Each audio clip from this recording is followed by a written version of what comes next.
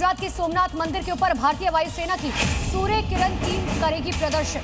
11 मई को सुबह 11 बजे सूर्य किरण टीम पहली बार रोमांचक एयर शो करेगी। इसमें 6 फाइटर जेट 800 से 900 किलोमीटर पर आवर की रफ्तार से उड़ान भरेंगे। आसमान में एरोस्मोक के जरिए तिरंगे की आकृति बनाई जाएगी। ट्रायल के दौरान कई एरियल फॉर्मेशन का प्रदर्शन भी किया गया।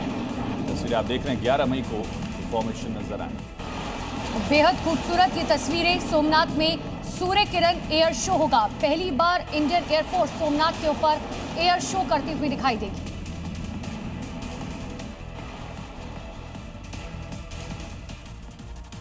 पश्चिम बंगाल में शुभेंदु सरकार का गठन हो चुका है और शुभेंदु की कैबिनेट में बीजेपी ने जातीय और क्षेत्रीय संतुलन का खासा ख्याल रखा।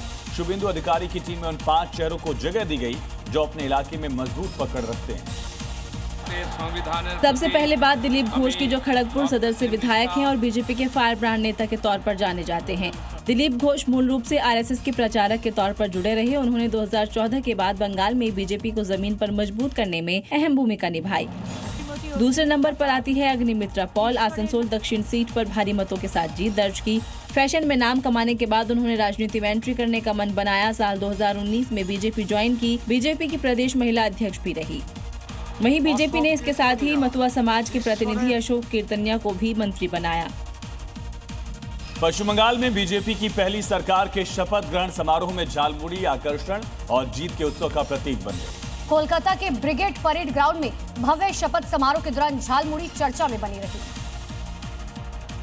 कोलकाता में शुभेंदु सरकार के शपथ ग्रहण समारोह में जहां एक तरफ बंगाल की कला और संस्कृति की झलक देखने को मिली, तो दूसरी तरफ झालमुड़ी को शानदार जीत के जश्न के रूप में पेश किया गया। शपथ समारोह स्थल पर 20 से ज्यादा झालमुड़ी के स्टॉल लगाए गए थे, जहां लोगों ने जीत के जश्न वाला स्वाद लिया।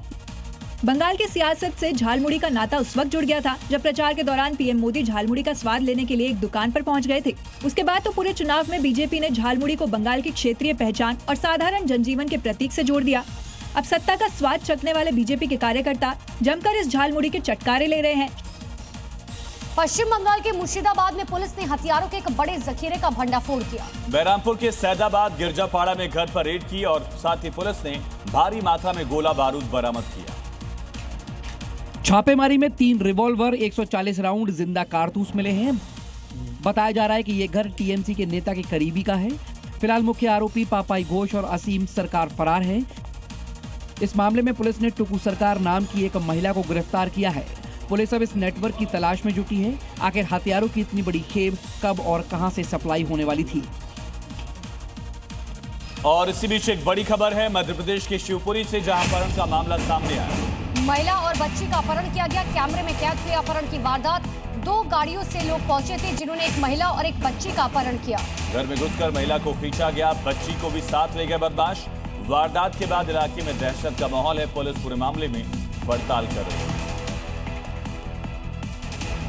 वीडियो में दिख रहा है कि हाथों में डंडे लिए 10 से 12 लोग एक घर में घुसते हैं। सभी के चेहरे ढके हुए हैं। ये दबंग लोग घर से एक युवती को बाहर खींचते हुए लाते हैं और उसे जबरन साथ ले जाने लगते हैं। युवती इसका विरोध करती नजर आती है। इसी बीच काली शर्ट पहने एक बदमाश घर के अंदर से कपड़े में लपेटकर उसकी 3 महीने की बेटी को उठा लाता है।